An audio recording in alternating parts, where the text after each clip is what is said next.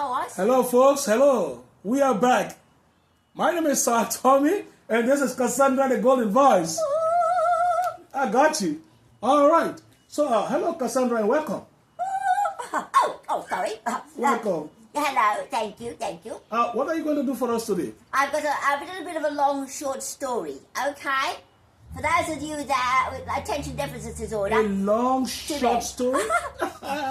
Sorry That's about that. nice. It takes me a little while to tell the story, all right? So a few pages.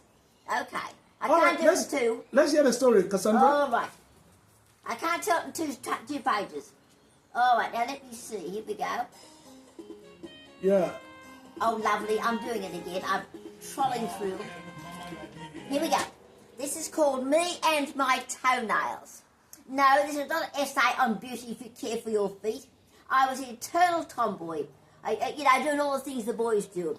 I got a bicycle for my 9th birthday, and I practically lived on it. The American Comanche Indian men practically lived on their horses too. I explored half of my whole suburb on that bike, at least the half of my side of that roaring 4-lane highway I told you about in my last video concerning that billy cart ride. My family moved house when I was 10 years old. Yes, and another steep hill. 6 months later we moved again, another 45-degree angle thoroughfare of death. It was Christmas, the holidays. I knew no one. There was no school and so no chance to make any new friends. Mum said, why don't you go and talk to that little boy down there in the next house down? The family who are renting our new house home to us up the hill. He was 6 years old. Did I care? I had friends of all ages in my home suburb, younger brothers and sisters of my school friends. I was 8, they were 4. What did I care? No snob eye.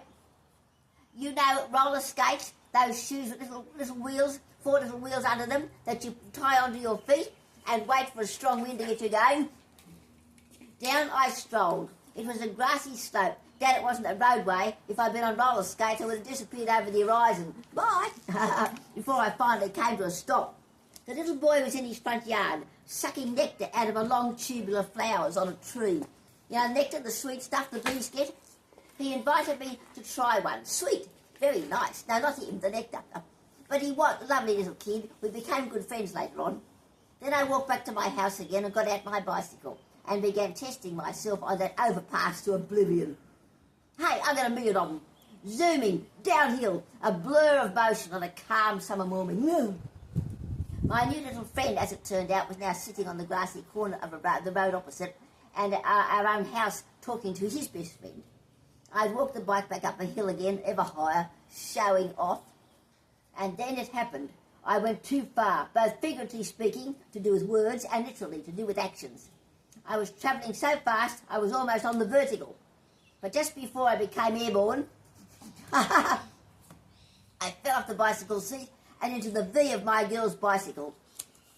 My illustration, my girl's bicycle. Where am I? Here. Can you hold it? Oh. Yeah, all right. Yeah, that's it, yes.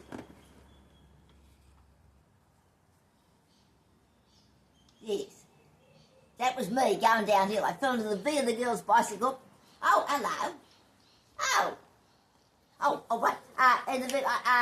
120 miles an hour. My thingy's going. Continue. Hello. Continue.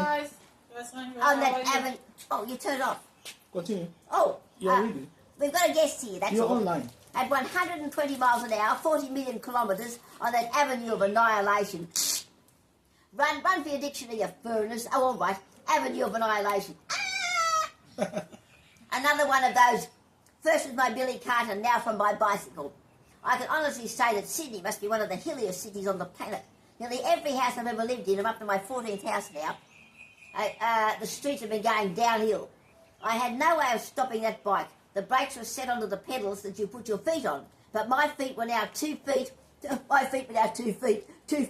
pun, play on words, above my head. 2/3 of a metre above my head. That little boy's family also owned a chicken farm. Chickens, they get their eggs spread out on a huge piece of land just beyond their house. People used to come and buy fresh eggs at their back door. And it was not one of those caged chicken abominations either, chickens looking at you through the bars. I know what I like to do to the guy who invented caged chickens, or to the so-called lady, if it was one, in this modern everybody's equals age. No, this family's chickens were housed in large buildings, the top half of the walls just metal netting with perches which they roosted sat on at the back out of the cold winter winds, and with plenty of space in which to run around on the inside front of the buildings. Those chickens were, as we say in English, happy chappies. But every few days the father would drive out to buy large bags of chicken food. Oh, excuse me, I just burped. Oh, God, another burp. Oh, my God. I'll get there. One never knew just when he would... It must have been that garlic I was eating. One never knew just when he would emerge from his driveway in his huge pickup truck. And that driveway, the plot thickens, becomes more complex, was hidden by a large mass of shrubbery, bushes, so that I would not be able to see him drive out. And as I neared it, the horrifying thought occurred to me that as I whizzed by, I'd be flattened. Oh, really flattened. Do I have to spell it out? Oh, do I have to illustrate it? Illustrate. Come on, people. By Mr. Chicken Farm's truck. Put a spoke in the wheel means preventing something from happening. To put something in front of a wheel to stop it going forward.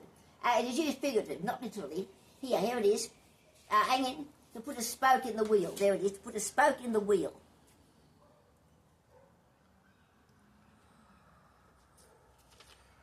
Yes, that's right, yes. Yeah, that's right, yes.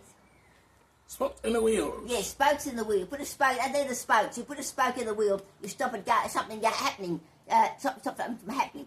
It's used figuratively with words. Anyway, what was I up to here? Oh, my God. Spokes in the wheels. I've lost me thread. Yes. Put a spoke in the wheel means preventing something from happening. To put something in front of a wheel to stop it going forward. It is used figuratively, not literally. Acting on pure instinct, I spread my legs outward and used my feet to put a spoke in the wheel of my imminent demise. Words of wisdom. Never ride a bicycle in bare feet or thongs, which I was wearing. My illustration. Now, I think in America, those funny rubber examples of footwear. Thong, there you are, thong. Oh. That's a thong. That's a thong in Australia, right? You know the funny rubber things you put that between your big toe and the next toe? Yeah, thong. That's a thong in Australia. In America, I think in America they're called flip-flops because they flip and flop, which we in Australia also say sometimes nowadays, but mostly we still say thongs. I might be wrong, but in America I believe a thong is the lower half of a girl's bikini. You know, the two-piece at the beach? In Australia, every year we enjoy a famous thong throwing contest. Try and say that 3 times.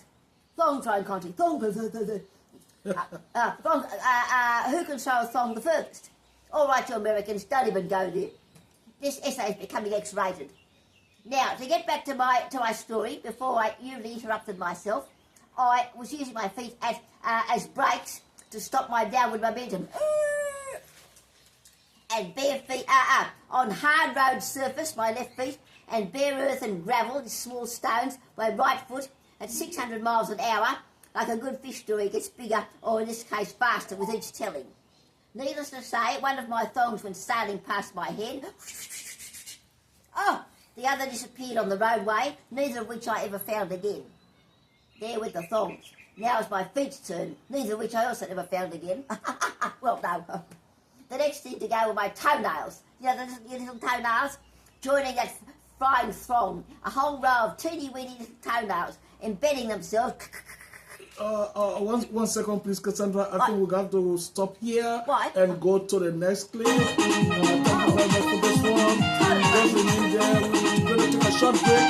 Guys, we're going to take a short break and come back with Cassandra.